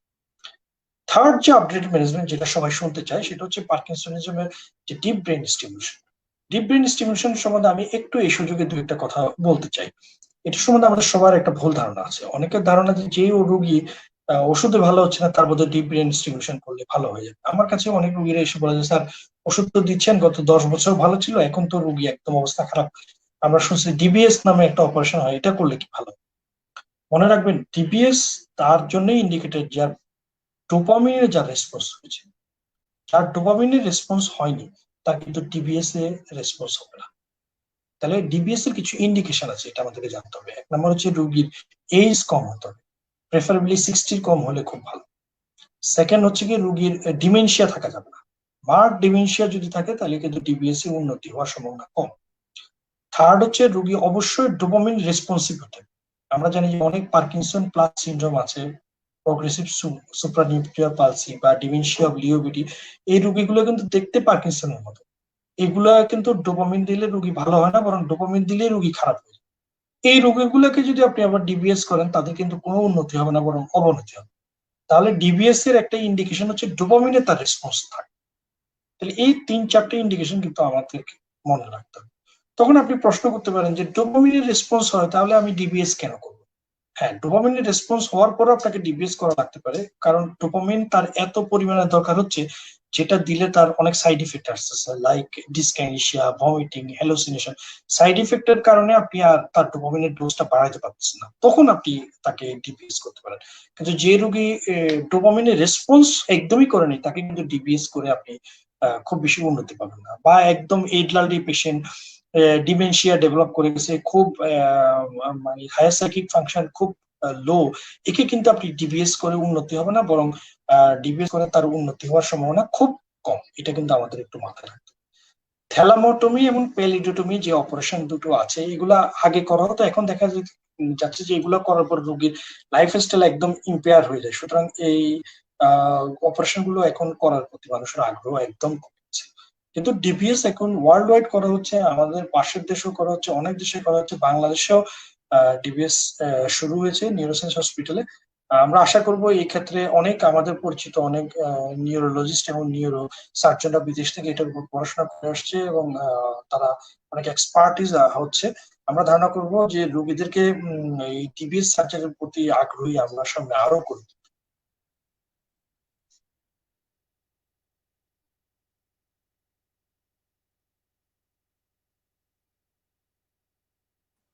ধন্যবাদ স্যার। স্যার, এখন আমরা যদি জানতে চাই আসলে যে পার্কিনসন প্লাস সিনড্রোমটা কি, বা পার্কিনসন প্লাস সিনড্রোমের ম্যানেজমেন্টটা কি হবে স্যার? ধন্যবাদ। পার্কিনসন প্লাস সিন্ড্রোমে আসলে অনেকগুলো রোগ আছে, তার মধ্যে আমরা চারটা রোগের কথা খুব বেশি বলতে চাই। একটা হচ্ছে ডিমেনশিয়া অফ লিওবেডি, আর একটা হচ্ছে মাল্টিপল সিস্টেম অ্যাট্রোফি, আর হচ্ছে প্রগ্রেসিভ সুপ্রানিউক্লিয়ার পালসি, আর একটা হচ্ছে কর্টিকোবেজাল ডিজেনারেশন। চারটা রোগের নাম আমরা বেশি করে বলি, এছাড়া আরো কিছু রোগ আছে। পার্কিনসন প্লাস শব্দটার মধ্যে কিন্তু আছে প্লাস, মানে এখানে পার্কিনসনিজমের ফিচার থাকে প্লাস একটা জিনিস থাকে। প্লাসটা কি? প্লাসটা হচ্ছে ডিমেনশিয়া। এইসব রোগীদের ডিমেনশিয়া খুব প্রিডমিনেন্ট একটা ফিচার থাকে। এবং এই পার্কিনসন প্লাস সিনড্রোম আমরা কিভাবে বুঝবো? পার্কিনসন প্লাস এর রোগীগুলো কিন্তু আমাদের কাছে প্রথমে আসে কিন্তু পার্কিনসনিজমের ফিচার দিয়ে আসে। এবং আমি নিজেও কিন্তু অনেক পার্কিনসন প্লাস এর রোগীকে প্রথম পার্কিনসনিজম মনে করে ওষুধ দিয়েছি। পরের সপ্তাহে রোগী এসে বলতেছে, স্যার আমি তো এই ওষুধ খেয়ে আরো খারাপ হয়ে গেছি। তখন সাবসিকুয়েন্টলি আরো দুই একটা ভিজিটের পরে কিন্তু আমি বুঝেছি যে এই রোগীর আসলে পার্কিনসন না, এই রোগীর আসলে পার্কিনসন প্লাস। তো আমি নিজেও কিন্তু অনেক ভুল করেছি। আমার ধারণা যত এক্সপার্ট ক্লিনিশিয়ান নিয়ে হোক অনেক সময় কিন্তু ভুল করতে পারে, কিন্তু আমাদেরকে কিছু ক্লু জানতে হবে যে কি ক্লু দিয়ে আমরা পার্কিনসন প্লাস ফার্স্টে ডায়াগনোসিস করব। একটা হচ্ছে রোগী যদি দেখেন যে বাইলেটারাল ইনভলভমেন্ট বেশি, তাহলে এটা পার্কিনসন প্লাস হওয়ার সম্ভাবনা আছে। সেকেন্ড হচ্ছে রোগীর যদি রিকারেন্ট ফল থাকে, বারবার পড়ে যাচ্ছে, এটা কিন্তু পার্কিনসন প্লাস হওয়ার সম্ভাবনা বেশি। 3 নম্বর হচ্ছে রোগীর যদি ডিমেনশিয়া খুব প্রিডমিনেন্ট ফিচার থাকে, তাহলে পার্কিনসন প্লাস হওয়ার সম্ভাবনা বেশি। তাহলে এই ফিচার গুলো কিন্তু পার্কিনসনিজমও থাকতে পারে, রিকারেন্ট ফল, বাইলেটারাল ইনভলভমেন্ট বা ডিমেনশিয়া, কিন্তু এগুলো পার্কিনসনিজমে হয় অনেক পরে। কিন্তু কোন রোগী যদি প্রেজেন্টিং ফিচারই এগুলো থাকে এবং আর্লি ফিচার থাকে, তখন আপনাকে চিন্তা করতে হবে এটা হয়তো পার্কিনসন না, এটা হচ্ছে পার্কিনসন প্লাস। পার্কিনসন প্লাস এর যে ম্যানেজমেন্ট, এই ম্যানেজমেন্টের একটা থাম্ব রুল হচ্ছে যে এখানে ডোপামিন দিলেই রোগী খারাপ হয়। এবং দেখা যাচ্ছে ডোপামিনের কোনো তেমন কোনো রেসপন্স পাওয়া যায় না। এবং আশ্চর্যজনক ব্যাপার হচ্ছে এগুলোর মধ্যে কয়েকটা রোগ আছে, যেমন ডিমেনশিয়া লিওবেডি, এগুলোতে ডোপামিন তো দূরের কথা, এগুলোতে নিউরোলেপটিক যে ড্রাগ গুলা সেগুলো দিলেও রোগী খারাপ। এই রোগগুলো আসলে খুব দুঃখজনক, তেমন কোনো ম্যানেজমেন্ট নেই, জাস্ট কনজারভেটিভ ম্যানেজমেন্ট। কিন্তু এগুলোর ক্ষেত্রে আমাদেরকে সবচেয়ে বড় জিনিস যেটা জানতে হবে, এগুলো ডায়াগনোসিস করা এবং এগুলোকে পার্কিনসন থেকে আলাদা করা, কারণ পার্কিনসনের যে ম্যানেজমেন্ট এগুলো এদেরকে দেওয়া যাবে না, এদেরকে কনজারভেটিভ ম্যানেজমেন্ট দিতে হবে। পার্কিনসনিয়ান ম্যানেজমেন্ট দিলে কিন্তু এগুলো আরো খারাপ হয়ে যাবে। কনজারভেটিভ দিতে হবে, এবং এদের বেশিরভাগই কিন্তু পার্কিনসনিয়ান ড্রাগে যেমন খারাপ হয়, নিউরোলেপটিক ড্রাগও কিন্তু খারাপ হয়ে যায়। শুধু দুইটা নিউরোলেপটিক ড্রাগ এদের ক্ষেত্রে কিছুটা কাজ করে, একটা হচ্ছে কুইটাপিন, আর একটা হচ্ছে আর একটা হচ্ছে ইয়া নাম ক্লোজাপিন। ক্লোজাপিন এবং কুইটাপিন, এই দুইটা ওষুধ কিন্তু এদের ক্ষেত্রে কিছুটা কাজ করে, কিন্তু এছাড়া অন্য অ্যান্টিসাইকোটিক ড্রাগ গুলো এই ক্ষেত্রে খুব একটা বেশি ভালো কাজ করে। ধন্যবাদ স্যার। আপনারা যারা আমাদের সাথে শুনছেন, আপনারা এই পার্কিনসন ডিজিজ নিয়ে স্যারকে কোশ্চেন করতে পারেন। আমাদের কমেন্ট সেকশনে আপনারা আপনাদের কোশ্চেনটা জানাবেন আমাদেরকে। স্যার, এতক্ষণ ধরে আমরা স্যার পার্কিনসন ডিজিজ নিয়ে শুনলাম। স্যার, এছাড়া আমাদের নিউরোলজিকে আরো অনেক মুভমেন্ট ডিসঅর্ডার রয়েছে। এই মুভমেন্ট ডিসঅর্ডার গুলো সম্পর্কে আমরা স্যার একটু জানতে চাই, এগুলো কত রকমের এবং কি ধরনের মুভমেন্ট ডিসঅর্ডার আছে? মুভমেন্ট ডিসঅর্ডার কিন্তু দুই ধরনের মূলত, একটা হচ্ছে হাইপারকাইনেটিক আর একটা হচ্ছে হাইপোকাইনেটিক। হাইপারকাইনেটিক মিন্স এই যে মুভমেন্ট ডিসঅর্ডারটা এটা নর্মালের চেয়ে বেশি দ্রুত মুভ করে, আর হাইপোকাইনেটিক মিন্স হচ্ছে এই মুভমেন্টটা একটু স্লো। হাইপোকাইনেটিক মুভমেন্ট ডিসঅর্ডারটা আগে বলি, এটা হচ্ছে এটাকে আমরা ব্রড টার্মে বলি, যদি এটাকে বলি অ্যাকাইনেটিক রিজিড সিনড্রোম। হাইপোকাইনেটিক মুভমেন্ট ডিসঅর্ডার মানে হচ্ছে অ্যাকাইনেটিক রিজিড সিনড্রোম। এই অ্যাকাইনেটিক রিজিড সিনড্রোম অনেক কারণে হতে পারে, এটা পার্কিনসন ডিজিজের জন্য হতে পারে, এটা আপনার ড্রাগ ইনডিউস পার্কিনসনিজম হতে পারে, এটা স্ট্রোকের পরে পার্কিনসনিজম হতে পারে, এটা উইলসন ডিজিজ হতে পারে, এটা আপনার পোস্ট এনকেফালাইটিক পার্কিনসনিজম হতে পারে। কিন্তু এটাকে একটা ব্রড টার্ম আমরা অ্যাকাইনেটিক রিজিড সিনড্রোমের আন্ডারে রাখি, এটাকে বলে হাইপোকাইনেটিক মুভমেন্ট ডিসঅর্ডার। আর সেকেন্ড হচ্ছে hyperkinetic movement disorder. Hyperkinetic movement disorder আছে, কিছু আছে বেসিক, কিছু আছে relative. Basic hyperkinetic movement disorder আছে 5 ধরনের। বেসিক মানে হচ্ছে এগুলো একদম মূল বা একদম প্রধানত হাইপারকাইনেটিক মুভমেন্ট ডিসঅর্ডার বলে। এগুলো 5 ধরনের আছে। ফার্স্ট হচ্ছে ট্রেমর, সেকেন্ড হচ্ছে কোরিয়া, থার্ড হচ্ছে বেলিসমাস, ফোর্থ হচ্ছে অ্যাথেটোসিস, ফিফথ হচ্ছে ডিস্টোনিয়া। এই 5টা হচ্ছে গিয়ে আপনার একদম basic movement disorder. First tremor, second chorea, third ballismus, fourth athetosis, fifth হচ্ছে ডিস্টোনিয়া। এই 5টা হচ্ছে মৌলিক মুভমেন্ট হাইপারকাইনেটিক মুভমেন্ট ডিসঅর্ডার। এছাড়া আর 3টা মুভমেন্ট ডিসঅর্ডার আছে যেগুলো হাইপারকাইনেটিক মুভমেন্ট ডিসঅর্ডার ভেতরে ধরা হয়, কিন্তু এগুলো নিয়ে সায়েন্টিস্ট বা রিসার্চাররা এখনো কনফিউজ যে এগুলা কি ইদার মুভমেন্ট ডিসঅর্ডার না অন্য কোনো কিছু। যেমন এটার মধ্যে একটা হচ্ছে মায়োক্রোনাস। এই মায়োক্রোনাসটা নিয়ে অনেক কন্ট্রোভার্সি আছে। কেউ বলে এটা মুভমেন্ট ডিসঅর্ডার, কেউ বলে এটা ইপিলেপসি, কেউ বলে এটা অন্য কিছু মেটাবলিক ডিসঅর্ডার। কন্ট্রোভার্সি আছে, কিন্তু এটাকে অনেকে মুভমেন্ট ডিসঅর্ডারও বলে। সেকেন্ড হচ্ছে টিক্স। টিক্স নিয়েও কন্ট্রোভার্সি আছে। কেউ বলে এটা সাইকিয়াট্রিক ডিজিজ, কেউ বলে এটা মুভমেন্ট ডিসঅর্ডার। আর একটা হচ্ছে ডিসকাইনেসিয়া। ডিসকাইনেসিয়া অনেকে এটাকে মুভমেন্ট ডিসঅর্ডার বলতে চায় না। এই তিনটাকে আমরা বলি supportive movement hyperkinetic movement disorder. আর ওই যে 5টা বললাম ওটা হচ্ছে বেসিক হাইপারকাইনেটিক মুভমেন্ট ডিসঅর্ডার। ধন্যবাদ। ধন্যবাদ স্যার। আমরা স্যার অনেকগুলো মুভমেন্ট ডিসঅর্ডার সম্পর্কে শুনলাম। স্যার এই ক্ষেত্রে আমাদের যে কমন মুভমেন্ট ডিসঅর্ডার যেটা প্রায় সবারই অনেক সময় দেখা দেয় নিউরোলজিক্যাল ডিসঅর্ডার প্রবলেমের কারণে, সেটা হলো স্যার ট্রেমর। স্যার এই ট্রেমর সম্বন্ধে আমরা জানতে চাই যে ট্রেমরটা কি এবং ট্রেমরের ক্লাসিফিকেশন গুলো কি এবং ম্যানেজমেন্ট কি। আসলে যে কোনো মুভমেন্ট ডিসঅর্ডারকে আমরা বলতে গেলে বলি যে 4R, মানে 4টা আর আমাদেরকে মাথায় রাখলে যে কোনো মুভমেন্ট ডিসঅর্ডারকে ক্লাসিফাই করা, ডেসক্রাইব করা, ম্যানেজ করা আমাদের জন্য খুব সহজ হয়। এই 4Rটা আমরা সবসময় মনে রাখবো। 1 নম্বর হচ্ছে এটা রেট, 2 নম্বর সেকেন্ড আর হচ্ছে রিদম, থার্ড আর হচ্ছে রেঞ্জ, আর ফোর্থ হচ্ছে রিপ্রোডিউসিবিলিটি। রেট মিনস হচ্ছে কি আপনি ফার্স্ট আর যেটা বলে আমরা রেট মিনস হচ্ছে এটা কি হাইপারকাইনেটিক অর হাইপোকাইনেটিক। সেকেন্ড আর হচ্ছে কি এটা কি রিদমিক কিনা নাকি নন রিদমিক। থার্ড আর হচ্ছে রেঞ্জ, এটা যে অসিলেশন এটা কিরকম রেঞ্জে হচ্ছে, এটাকে আমরা হার্টস দিয়ে বোঝাই। হার্টস মানে হচ্ছে অসিলেশন পার সেকেন্ড, মানে একটা মুভমেন্ট এটা পার সেকেন্ডে কয়বার মুভ করতেছে। যেমন আমার হাতে ট্রেমর আছে, এটা পার সেকেন্ডে কয়বার মুভ করতেছে, ওই পার সেকেন্ডে যতবার মুভ করে এটাকে আমরা বলি হার্টস। এইটাই হচ্ছে থার্ড যে ফিচার, এটা বলে রেঞ্জ। আর ফোর্থ হচ্ছে রিপ্রোডিউসিবিলিটি, মানে এটা বারবার হচ্ছে। তো এই 4টা দিয়ে আমরা যদি ক্লাসিফাই করি তাহলে ট্রেমর হচ্ছে গিয়ে একটা রেটের ক্ষেত্রে এটা একটা হাইপারকাইনেটিক ডিসঅর্ডার। সেকেন্ড হচ্ছে রেটের পর আমরা যেটা যে রিদমিক। এই ট্রেমর যে হয় এটা কিন্তু রিদমে হবে, একটা বিটে হবে। থার্ড যদি বলি এটা রেঞ্জ, এটা রেঞ্জ কিন্তু ভেরিয়েবল, কিছু আছে স্লো রেঞ্জে, কিছু আছে ফাস্ট। আর রিপ্রোডিউসিবিলিটি এটা কিন্তু বারবার হচ্ছে। তাহলে ট্রেমরকে বলে যদি আমরা বলি যে এটি যে হাইপারকাইনেটিক মুভমেন্ট ডিসঅর্ডার, যেটা হচ্ছে রিদমিক রিকারেন্ট অসিলেটরি মুভমেন্ট। তো এই ট্রেমর আসলে অনেক রকম ক্লাসিফাই করা হয়, কিন্তু আমি আন্ডারগ্রেড বা সবার জন্য ইজি করে বোঝার জন্য ট্রেমর মূলত কিন্তু 3 প্রকার। একটা হচ্ছে রেস্ট ট্রেমর, একটা হচ্ছে ইনটেনশন ট্রেমর, আর একটা হচ্ছে ট্রেমর অন অ্যাকশন বা পোস্টুরাল ট্রেমর। এই ট্রেমর কিন্তু মূলত এই 3 প্রকার। এছাড়া আরো অনেক ক্লাসিফিকেশন আছে, ওগুলা ঝামেলা, ওগুলো আমাদের জানাতে হবে। রেস্ট ট্রেমর কিন্তু মূলত হয় খুব স্লো ট্রেমর, লো ফ্রিকোয়েন্সি, 4 হার্টজের নিচে থাকে, 2 থেকে 4, মানে সেকেন্ডে 2 থেকে 4 বারের বেশি কম্পন থাকে। রেস্ট ট্রেমর হচ্ছে identical feature of Parkinson disease, মানে আপনি রেস্টে থাকার পর যে ট্রেমর হবে এটাই হচ্ছে পার্কিনসন ডিজিজের সবচেয়ে আইডেন্টিক্যাল ফিচার। সেকেন্ড যে ট্রেমর সেটাকে বলে tremor intention tremor. Intention tremor মানে হচ্ছে আমরা যে পাস পয়েন্টিং যে এক্সামিনেশনটা করি সেরিবেলামে, সেটা করতে গেলে টার্গেট কাছে আসলে যে কম্পনটা হয় এটাকে বলে ইন্টেনশন ট্রেমর। এটা মিডিয়াম ইন্টেন্সিটির হয়, 4 থেকে 8 হয়। আর থার্ড যেটা হয় এটা হচ্ছে ক্যারেক্টারিস্টিক অফ সেরিবেলার অথবা ভেস্টিবুলার ডিসঅর্ডার, মানে সেরিবেলামে যে কোনো প্রবলেম হলে আপনার ইন্টেনশন ট্রেমর। থার্ড যে ট্রেমরটা এটাকে আমরা বলি পোস্টুরাল ট্রেমর বা ট্রেমর অন অ্যাকশন বা পোস্টুরাল ট্রেমর বলে এটাকে। এটা হচ্ছে কি আপনার সাস্টেইন একটা পোস্টার যদি নেন, রোগীকে যদি বলেন যে হাতটা একদম সামনে বাড়িয়ে রাখেন, তখন যে ট্রেমর হয় এগুলো খুব হাই ফ্রিকোয়েন্সি হয়, ইউজুয়ালি 8 বা 7 হার্টজের বেশি হয়, 8 থেকে 12 হার্টজ হয়।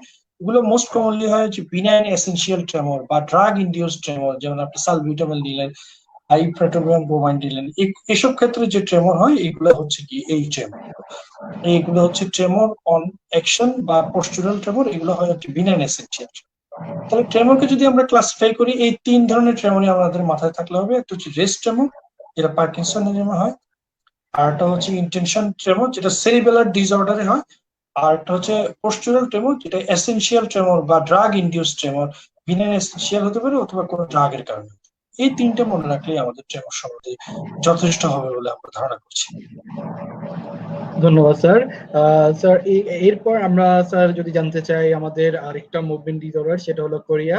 স্যার এই কোরিয়াটা কেন হয়, এটার কজ কি এবং এটার ট্রিটমেন্ট সম্পর্কে যদি বলতেন। গুড। কোরিয়া কি এটা আগে জানি। আমরা যে বলছি 4R এর মধ্যে কোরিয়া যদি বলি, ফার্স্ট আর হচ্ছে রেড। কোরিয়া অবশ্যই রেড বেশি, এটা একটা হাইপার কাইনেটিক ডিসঅর্ডার। সেকেন্ড আর হচ্ছে গিয়ে রিদমিক। কোরিয়া হচ্ছে নন রিদমিক। ট্রেমর কিন্তু আমরা বলছি রিদমিক, কোরিয়া কিন্তু নন রিদমিক। তাকে সেকেন্ড আর গেল। থার্ড আর হচ্ছে রেঞ্জ হচ্ছে কোরিয়ার হচ্ছে 4 to 8 হার্টজ। ফোর্থ আর যেটা রিপ্রোডিউসিবিলিটি, কোরিয়া কিন্তু রিপ্রোডিউসিবল না। কোরিয়ার ডেফিনিশন যদি আমরা বলতে চাই, এটা হচ্ছে এইটা একটা এক্সট্রা পিরিমিটার মুভমেন্ট ডিসঅর্ডার, যেটাতে সেমি পারপাসফুল একটা জার্কি মুভমেন্ট হবে, usually distal portion of the body. মানে রোগীর বডির ডিস্টাল পোর্শনে একটা সেমি পারপাসফুল, মানে একটা পারপাসের দিকে সে যাচ্ছে এরকম বলে মনে হচ্ছে, কিন্তু আসলে সে ঠিকভাবে পারপাসটা করতে পারছে না। একটা নন রিপিক, মানে যেটা রিদম এনে এই ধরনের একটা জার্কি মুভমেন্ট হবে, এটাকে বলে কোরিয়া। কোরিয়ার আসলে অনেক কারণ আছে। কোরিয়ার কারণগুলো যদি আমরা জানি, সবচেয়ে কমন কোরিয়ার কারণ হচ্ছে ফ্যামিলিয়াল। যেমন হচ্ছে হান্টিংটন ডিজিজ নামক একটা রোগ আছে, এটাতে কিন্তু কোরিয়া হয়। এছাড়া ড্রাগ ইনডিউসড কোরিয়া খুব কমন। ড্রাগ ইনডিউসড কোরিয়ার মধ্যে সবচেয়ে কমন হচ্ছে লিভোডোপা ইনডিউসড কোরিয়া। এছাড়া আমরা অনেকগুলো রোগে কোরিয়া পাই, যেমন সিস্টেমিক ডিজিজ গুলোর মধ্যে এসএলই, পলিসাইথেমিয়া রুব্রাভেরা, তারপর রিউমেটিক ফিভার নামক এক ধরনের রোগ আছে, যেখানে সাইডেনামস কোরিয়া নামক একটা রোগ হয়। এছাড়া গর্ভবতী মাদের কোরিয়া গ্র্যাভিটেরাম হয়। এগুলো হচ্ছে কোরিয়ার common cause. Huntington's disease, Wilson disease, এগুলো আছে। এছাড়া আপনি অনেকগুলো রোগে, যেমন পলিসাইথেমিয়া রুব্রাভেরা, অ্যাসিলি, বা অনেক সময় ভাস্কুলার যে কোনো কারণ, যেমন আমরা জানি যে corded nucleus of the brain যেটা, সেখানে যদি কোনো স্ট্রোক হয়, তখন কিন্তু রোগীর কন্ট্রাল্যাটারাল কোরিয়া হতে পারে। এগুলোই কোরিয়ার লিডিং কজ। ধন্যবাদ স্যার। স্যার এরপরে স্যার আমরা যদি আমাদের এরপরে যে মুভমেন্ট ডিসঅর্ডার, সেটা হলো স্যার ডিস্টোনিয়া। এই ডিস্টোনিয়া সম্পর্কে আমরা জানবো স্যার। আগে আমরা একটা কোশ্চেন নিয়ে নিই ডিস্টোনিয়া সম্পর্কে। উনি প্রশ্নটা করেছেন, তার একসাথেই আনসার দেওয়া যাবে। উনি নূর আলম অমি, তিনি জানতে চেয়েছেন focal hand dystonia writer's cramp এর ট্রিটমেন্ট জানতে চাচ্ছিলাম। গুড, থ্যাংক ইউ আপনার খুব সুন্দর প্রশ্ন করার জন্য। ফোকাল ডিসটোনিয়া যা রাইটার্স ক্যাম্প, এটাতে অনেক রোগীরা ভুগে, খুব ডিসএবিলিটি, আসলে মনটা খুব খারাপ। ফোকাল ডিসটোনিয়া যতগুলোই আছে, এটা আসলে টাস্ক ইনডিউসড ডিসটোনিয়া, মানে আপনি যে কাজ করতে যাবেন সেই কাজটা করতে পারবেন না। যেমন লিখতে যাবেন, লিখতে পারবেন না। অনেকে পিয়ানো বাজাতে চায়, পিয়ানো বাজাতে পারে না, যে কোনো। এই টাস্ক ইনডিউসড ডিসটোনিয়া গুলো দেখা গেছে কমপ্লেক্স যে টাস্ক গুলো থাকে, যেমন আমাদের হাতের লেখা, এটা কিন্তু খুব কমপ্লেক্স কাজ। আমরা একটা মানুষকে ঘুষি মারি বা খুব পরিশ্রমের কাজ করে, কিন্তু এটা কিন্তু খুব ইজি কাজ। কিন্তু হাতের লেখা কিন্তু কমপ্লেক্স, অনেক স্মল মাসেল অফ দ্য হ্যান্ডের কোঅর্ডিনেটেড মুভমেন্ট লাগে। এই কোঅর্ডিনেশনটা নষ্ট হয়ে যায় বলে টাস্ক ইনডিউসড ডিসটোনিয়া হয়। এর মধ্যে সবচেয়ে অন্যতম হচ্ছে রাইটার্স ক্র্যাম্প। রাইটার্স ক্র্যাম্প সম্বন্ধে আমরা একটু বলি যে এটার কারণটা কি। প্রায় 99% রাইটার্স ক্র্যাম্প হচ্ছে ইডিওপ্যাথিক। কিছু থাকতে পারে drug induce, antipsychotic drug induce, কিন্তু বেশিরভাগ রাইটার্স ক্র্যাম্পে কিন্তু ইডিওপ্যাথিক। ইডিওপ্যাথিক যে রাইটার্স ক্র্যাম্প আছে, এগুলো সাধারণত কিছু ওষুধে রেসপন্স করে, কিছু মেজার রেসপন্স করে। প্রথম আমি অ্যাডভাইস গুলোতে আসি। এক নম্বর অ্যাডভাইস হচ্ছে রোগীকে বলবেন যে আপনি লেখার সময় খুব রিল্যাক্স থাকবেন। যত আপনি অ্যাংশাস হবেন, তত আপনার লেখা will be very difficult for you. এটা হচ্ছে ফার্স্ট অ্যাডভাইস। সেকেন্ড হচ্ছে কি, আপনি রোগীকে বলবেন যে আপনি মোটা কলম ব্যবহার করুন। যত চিকন কলম ব্যবহার করবেন, তত রাইটার্স ক্র্যাম্পের রোগীদের লেখা ডিফিকাল্ট হয়ে যাবে। আর যত মোটা কলম ব্যবহার করবেন, তত লেখা ইজি হবে। থার্ড হচ্ছে রোগীকে বলবেন যে স্মুথ পেন ইউজ করবেন। যেসব কলমগুলো খুব র্যাপিড চাই, সেগুলো ইউজ করবেন। স্মুথ চায় না যেসব কলমগুলো, এগুলো ইউজ করতে পারে। রোগীকে বলবেন যে তার যদি কোনো প্রফেশনাল প্রবলেম না থাকে, তাহলে পেন্সিল ইউজ করবেন। দেখা গেছে যে মোটা পেন্সিল ইউজ যারা করে রাইটার্স ক্যাম্পের রোগীদের তাদের প্রবলেম কম হয়, এটা গবেষণা দেখা গেছে। কারণ পেন্সিলের যে কালিটা বা যে ইয়েটা এটা কিন্তু কন্টিনিউয়াস, এটা কিন্তু বের হচ্ছে না, কিন্তু কলমের কালি কিন্তু বের হয়। এই জন্যই কিন্তু রাইটার্স ক্যাম্পের রোগীরা কলমে লিখতে গেলে খুব প্রবলেম হয়, পেন্সিলের তারা কমফোর্ট ফিল করে। কিন্তু পেন্সিল আবার কি চিকন পেন্সিল না, ওর জন্য মোটা পেন্সিল লিখতে হয়। বিদেশে বিভিন্ন বড় বড় ইউনিভার্সিটি গুলোতে অকুপেশনাল থেরাপিস্ট আছে, ওরা রাইটার্স ক্যাম্পের রোগীদের জন্য বিভিন্ন রকম পেন্সিল বা কলম বানিয়ে দেয়। তো কন্টিনিউয়াস যে কালি বেরোয় এই ধরনের কলম অথবা পেন্সিল ইউজ করতে পারবেন, এবং মোটা কালি কলম ইউজ করতে পারবেন। থার্ড যে অ্যাডভাইসটা রোগীকে বলবেন, রাইটার্স ক্যাম্প সাধারণত ব্রেইনের ডমিনেন্ট হেমিস্ফিয়ারের সমস্যার জন্য হয়। এই জন্য রাইটার্স ক্যাম্প হয় রোগীর ডমিনেন্ট হ্যান্ডে, মানে ডান হাতে। আমরা যারা ডান হাতি, আমাদের ডান হাতে হবে। মনে রাখবেন রাইটার্স ক্যাম্প কখনোই নন ডমিনেন্ট হেমিস্ফিয়ারে হয় না। মানে যে লোকের ডান হাতে রাইটার্স ক্যাম্প আছে তার বাঁ হাতে কোনোদিনও রাইটার্স ক্যাম্প ভেরি আনলাইকলি। দু একজনের গবেষণা আমি দেখলাম, আজকে পেপারস ঘেটে দেখলাম, দু একটা পেপারস আছে, কিন্তু একদম মানে খুব রেয়ার। মানে যে রাইটার্স ক্যাম্পের রোগী আছে তাকে বলবেন যে আপনার যেটা ডান হাতে হয়েছে, কারণ আপনার ব্রেনের বাঁ দিকটা ডমিনেন্ট, এই জন্য এটা ডান হাতে হয়েছে, কিন্তু এটা আপনার কখনোই বাঁ হাতে হবে না। এই জন্য আপনার প্রথম যে কাজটা করতে হবে সেটা হচ্ছে বাঁ হাতে লেখার প্র্যাকটিস করতে হবে। আপনি যদি বাঁ হাতে লেখার প্র্যাকটিস করেন, by the end of 6 month to 12 month আপনি বাঁ হাতে কিন্তু স্মুথলি লিখতে পারবেন, এবং রাইটার্স ক্যাম্প কিন্তু কখনোই বাঁ হাতে হবে না। এবং বাঁ হাতে যেহেতু রাইটার্স ক্যাম্প হবে না, আপনি কিন্তু তখন কোনো ওষুধও নেওয়ার দরকার হবে না। তাহলে এই কয়েকটা অ্যাডভাইস কিন্তু খুব ইম্পর্টেন্ট। আমরা কিন্তু এই অ্যাডভাইস গুলো রোগীকে দিই না, আমরা রোগীকে ওষুধ কয়েকটা লিখে বলে যান। কিন্তু এই অ্যাডভাইস গুলো গুরুত্বপূর্ণ, বিশেষ করে লাস্ট অ্যাডভাইসটা যে আপনি বাঁ হাতে লেখার প্র্যাকটিস করেন। কারণ এটা রোগীর কত ওষুধ খাওয়া লাগতে পারে, কত ট্রিটমেন্ট লেখা লাগতে পারে, তার চেয়ে বরং যদি সে 6-7 মাস বা 1 বছর প্র্যাকটিস করে বাঁ হাতে লিখতে পারে, কিছু লিখতে পারে। অনেকের জন্য, আমরা যারা ডাক্তার আমাদের জন্য লেখাটা খুব গুরুত্বপূর্ণ, কিন্তু বেশিরভাগ যারা বিজনেসম্যান বা ব্যাংকার বা অন্য অফিসিয়াল, ওদের কিন্তু অল্প লিখতে পারলেই হলো। সেই লেখাটা সে যদি বাঁ হাতে লিখতে পারে, তাহলে কিন্তু তার এত ওষুধ এবং মেডিকেশন বা এত ম্যানেজমেন্টে যাওয়ার দরকার নেই। এবং মনে রাখবেন রাইটার্স ক্যাম্প কিন্তু নন ডমিনেন্ট হ্যান্ডে কখনোই হবে না, মানে বাঁ হাতি লোকের ডান হাতে হবে না, এবং ডান হাতি লোকের বাঁ হাতে কিন্তু হবে না। এই কয়েকটা অ্যাডভাইস। সেকেন্ড হচ্ছে ওষুধ। রাইটার্স ক্যাম্পে বলা হয় যে কোনো ওষুধই খুব একটা ভালো কাজ করে না। তার মধ্যে কিছু ওষুধ আছে যেগুলো ভালো কাজ করে, তার মধ্যে একটা হচ্ছে একটা অ্যান্টিকোলিনের যে ড্রাগ পাওয়া যায়, টেট্রাবেনাজিন। টেট্রাবেনাজিন বলে যে রাইটার্স ক্যাম্পে খুব হাই ডোজে কাজ করে, এবং এত হাই ডোজে টেট্রাবেনাজিন দিলে কিছু সমস্যা হয়, যেমন dry mouth, urinary retention, sedation, orthostatic hypotension, এই সমস্যাগুলো হয়। ইউজুয়ালি বলা যায় 50 মিলিগ্রামের কম দিলে রাইটার্স ক্যাম্পে কাজ করে না, 150 মিলিগ্রাম দিলে খুব ভালো। কিন্তু আমরা কমনলি দেখি যে এই ডোজে টেট্রাবেনাজিন দিলে রোগীদের খুব সাইড এফেক্ট চলে আসে। আমরা বলবো যে আপনি খুব স্লো ডোজে শুরু করবেন, 12.5 মিলিগ্রাম 2 বেলা, বা এটার অর্ধেক দিয়ে শুরু করবেন, তারপর একটু ডোজ বাড়ান। কিন্তু বইপত্রে লেখা আছে মিনিমাম 150 মিলিগ্রাম না দিলে রাইটার্স ক্যাম্পে খুব একটা ভালো কাজ করবে। সেকেন্ড যে ড্রাগটা রাইটার্স ক্যাম্পে কাজ করে, এটা হচ্ছে কি আপনার ক্লোনাজিপাম। ক্লোনাজিপাম রাইটার্স ক্যাম্পে দুই ভাবে কাজ করে। একটা হচ্ছে এটা রাইটার্স ক্যাম্পের যে ডিস্টোনিয়া এটাকে কমিয়ে দেয়। সেকেন্ড হচ্ছে রাইটার্স ক্যাম্পের যে ডিস্টোনিয়া, এটা কিন্তু সাইকোলজির সাথে সম্পর্ক আছে। আপনি অ্যাংশাস হলে ডিস্টোনিয়া হয়ে যাবে, আর লেস অ্যাংশাস হলে কিন্তু ডিস্টোনিয়া কমে যাবে। এই অ্যাংজাইটি কমিয়ে দেয় ক্লোনাজিপাম, এটাও কিন্তু রাইটার্স ক্যাম্পে খুব ভালো কাজ করে। রাইটার্স ক্যাম্পে যে আপনি ক্লোনাজিপাম দিবেন, এটা কিন্তু ডোজ কিন্তু একটা পিকুলিয়ার ডোজ। এটা কিন্তু আপনাকে বিডি এবং টিডিএস দিতে হবে। অনেকে আমরা রাইটার্স ক্যাম্পের রোগীদেরকে ক্লোনাজিপাম দিই, ফার্মেসিতে গেলে অনেকে বলে যে আপনাকে তো ঘুমের ওষুধ সকালবেলা দিয়ে দিচ্ছে, রোগী হতাশ হয়ে যায় যে আমার তো ঘুম ঠিকভাবে হয়, ডাক্তারের কাছে গেলাম কি সমস্যা নিয়ে, ডাক্তার দেখি ঘুমের ওষুধ সকালবেলা দিয়ে দিচ্ছে। এটা কিন্তু আপনাকে জানতে হবে এখানে কিন্তু ঘুমের ওষুধ তার ঘুমের জন্য দেওয়া হচ্ছে না, এটা কিন্তু রাইটার্স ক্যাম্পের ট্রিটমেন্ট হিসেবে দেওয়া হচ্ছে, এবং ক্লোনাজিপাম কিন্তু বিডি এবং টিডিএস পর্যন্ত দেওয়া হয় রাইটার্স ক্যাম্পে, এবং রোগী দেখা যায় তেমন কোনো সিচুয়েশন হয় না। কারণ মনে রাখবেন ডিস্ট্রিক্ট পেশেন্টের কিন্তু ব্রেন কিন্তু একটা ব্রেনের ডমিনেন্ট হেমিস্ফিয়ার কিন্তু হাইপার অ্যাক্টিভ। ও কিন্তু আপনার মতো মানুষ না, ওর কিন্তু ওই ক্লোনাজিপামে অত বেশি ঘুম টুম হবে না। থার্ড যে ড্রাগ কাজ করে এটা হচ্ছে কার্বামাজিপিন। যে কোনো ফোকাল ডিস্টোনিয়াতে কিন্তু কার্বামাজিপিন খুব ভালো কাজ করে।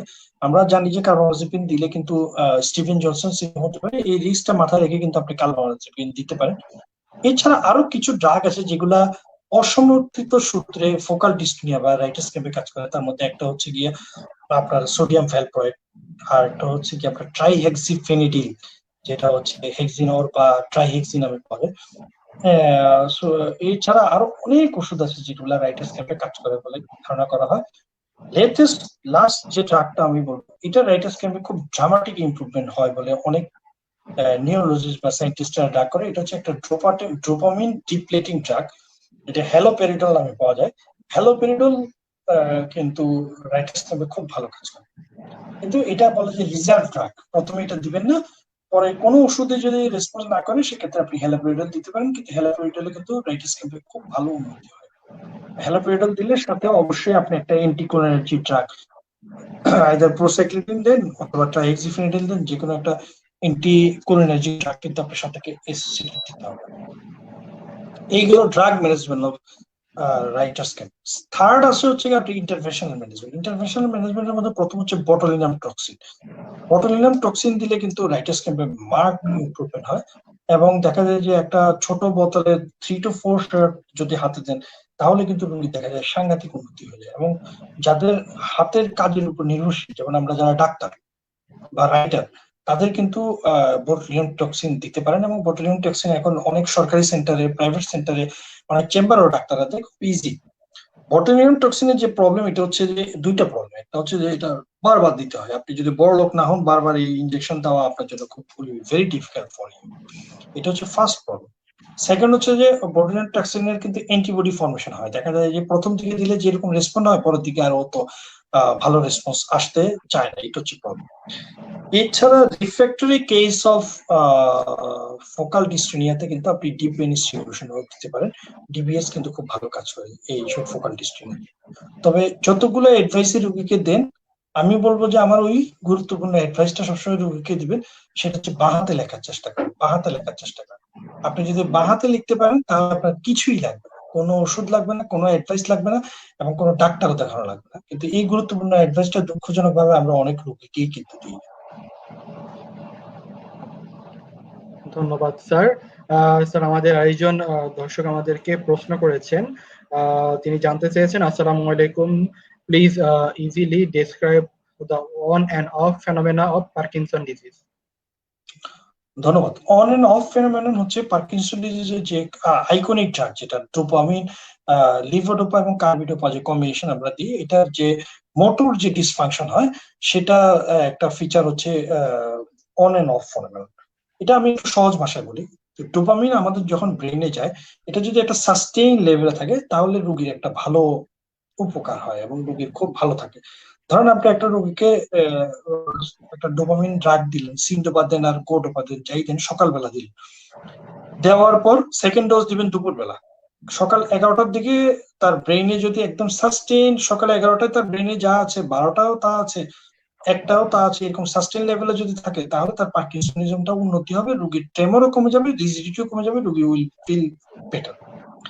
কিন্তু কখনো যদি এমন হয় যে রোগীর 11টা বাজে ডোপামিনের লেভেল বেড়ে গেছে অনেক বেশি বেড়ে, তখন রোগীর কি হবে? রোগীর ডোপামিনের যে সাইড এফেক্ট গুলো সেগুলো চলে যাবে। সবচেয়ে বড় সাইড এফেক্ট কি? অ্যাজিটেশন। রোগী খুব অস্থির হয়ে যাবে, দৌড়াদৌড়ি, মানে যে রোগী খুব ব্রেডিকেনিশন ছিল সেই রোগী দৌড়াদৌড়ি অস্থিরতা করতেছে, মানে একদম মানে অস্থির করে ফেলতেছে। এটা হচ্ছে ফার্স্ট ফিচার, অ্যাজিটেশন। সেকেন্ড হবে হচ্ছে ডিসকাইনেশিয়া, ডিসটোনিয়া, দেখা যাচ্ছে হাত পা বাঁকা হয়ে যাচ্ছে, অ্যাবনর্মাল এক্সট্রা পিরামিডাল মুভমেন্ট করতেছে, হাত পা বাঁকা হয়ে, মুখ টুক বাঁকা হয়ে, এটা বলে ডিসকাইনেশিয়া। এই ডিসকাইনেশিয়া এবং হাইপার কাইনেটিজম, এটা হচ্ছে অন ফেনোমেনন, মানে সে খুব অন হয়ে, সে ছিল ব্রেডিকাইনেশিয়ার রোগী, সে অন হয়ে গেল। এটা কেন হলো? তার ইনক্রিজ লেভেল অফ ডোপামিন, যে লেভেলটা তার দরকার নেই সেই লেভেলের উপরে তার ডোপামিন চলে যাবে। আর সেকেন্ড কি হলো? 11টা বাজে তার এটা হলো, আবার 1টা বাজে সে সেকেন্ড ডোজটা খাবে, দুপুরের ওষুধটা খাবে, 12:30টার দিকে দেখা গেল তার ডোপামিন লেভেল মারাত্মক কমে গেল। কমে গিয়ে এতই কমে গেল রোগী একদম অফ হয়ে গেল, তার নর্মাল যে ব্রেডিকাইনেশন তার চেয়েও অফ হয়ে গেল, একদম স্টপ, শক্ত, নড়েও না চড়েও না। এটাকে বলে অফ ফেনোমেনন। এই অন হয়ে যাওয়াটা মানে অন হয়ে এজিটেশন এবং ডিসকেনিশিয়া, এটাকে বলে অন। আর একদম মার্ক ব্রেডিকেনিশিয়া এবং স্টুপ পোস্টার, রোগী নড়াচড়া করতে পারতেছে, এটাকে বলে অফ। এগুলো হচ্ছে মোটর ফ্লাকচুয়েশন অফ ডোপামিন, মানে ডোপামিন লেভেল ব্রেইনে ফ্লাকচুয়েট করার জন্য। এটাকে আপনি কিভাবে ট্রিট করবেন বা ম্যানেজ করবেন? কারো অন হচ্ছে, কারো অফ হচ্ছে, কারো মাঝে মাঝে অন হচ্ছে, মাঝে মাঝে অফ হচ্ছে। এটা ম্যানেজমেন্টের সবচেয়ে প্রথম জিনিস হচ্ছে ফ্রিকুয়েন্ট ডোজিং। মানে আপনি 3 বেলা তাকে ডোপামিন দিচ্ছেন, ওই ডোপামিনটাকেই আপনি কমিয়ে কমিয়ে তাকে 6 বেলা করে দেন বা 8 বেলা করে দেন। ফ্রিকুয়েন্ট ডোজিং দিলে দেখা যাবে যে ব্রেইনে লেভেলটা বাড়ছেও না, কমে, এবং স্মল ডোজ দেন তাকে। অনেক বেশি ডোজ দিলে দেখা যাবে যে তার একবারে অনেক বেশি বেড়ে যাচ্ছে, পরে আবার কমে যাচ্ছে। বরং আপনি করেন কি, তাকে স্মল স্মল ডোজ ডিভাইড করে দিচ্ছেন, বারবার বারবার ভাগ করে দিচ্ছেন তাকে। এটা হচ্ছে ফার্স্ট যে কাজটা আপনি করতে পারেন, এটা স্মল ফ্রিকোয়েন্ট ডোজ। সেকেন্ড যেটা করতে পারেন, আপনি সিআর ফর্ম বা এসআর যে ফর্ম গুলো আছে, সিনডোপা সিআর বা কোনোপা সিআর যেগুলো পাওয়া যায়, এই সাস্টেন রিলিজ ফর্ম গুলো তাকে দিতে পারেন। সেটা কিন্তু তাকে সাস্টেনেবল ব্রেইনে একটা লেভেল। লাস্ট যেটা করতে পারেন হচ্ছে লিভোডোপা, কার্বিডোপা এবং এন্টাকাপন যে কম্বিনেশন, যেটা স্টেলেভো বা ট্রাইডোপা নামে পাওয়া যায়, এগুলো দিলে কিন্তু আপনার ব্রেইনে একটা সাস্টেইন লেভেল। এছাড়া আরো কিছু ম্যানেজমেন্ট আছে। কারো যদি একদম মার্ট অফ হয়ে যায়, অনেক সময় রুগী একদম অফ হয়ে গেছে, শক্ত হয়ে গেছে, নড়াচড়া করতে পারে না, তখন সাবকিউটিনিয়াস একটা ডোপামিন অ্যাগনিস্ট ওষুধ পাওয়া যায়, অ্যাপোমরফিন, ওটা দিলে কিন্তু আপনি খুব ভালো উপকার।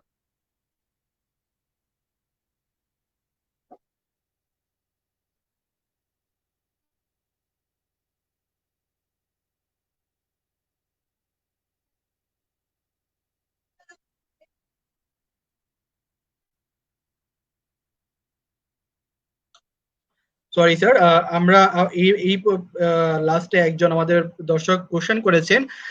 এই কোশ্চেনটা আপনি যে উত্তর দিয়েছেন ওটার সাথে রিলেটেড, তো আমরা কোশ্চেনটা নিলাম না। স্যার, অ্যাজ এ হোল যদি আমরা জানতে চাই আসলে পার্কিনসন ডিজিজ, এটা থেকে আসলে পরিত্রাণ পাওয়ার উপায়টা কি, এটা কিভাবে এটাকে অ্যাভয়েড করা যায়, কিভাবে লাইফস্টাইল মডিফিকেশন করলে পার্কিনসন ডিজিজ বা আদার্স মুভমেন্ট ডিসঅর্ডার গুলো থেকে মুক্ত থাকা যায়, ওইটা সম্পর্কে যদি একটু বলতেন।